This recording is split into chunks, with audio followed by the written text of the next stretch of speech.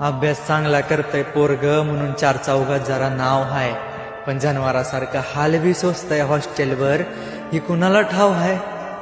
आईच्या हातच्या जेवणाची सवय लागली या, तिच्या हातची चव कधी तोंडातनं नाही जाणार. मेसचं जेवण तर असलं हाय जणू कुठलं कुत्रं बी नाही खाणार.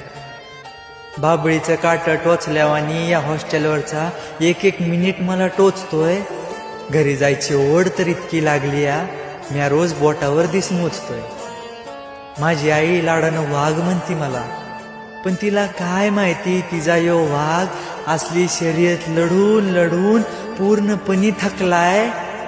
लोकांना फक्त यश दिसतो, त्यांना काय माहिती पोरगा काल फक्त वडापाव खाऊन झोपलाय.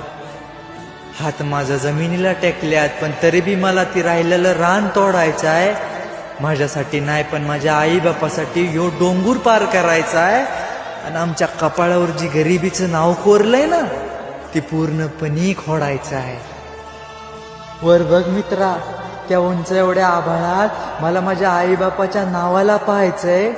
मेहनत करावी लागल्या का आईचं सपान हाय, कारण मला सुटाबुटात गावाला जायचंय.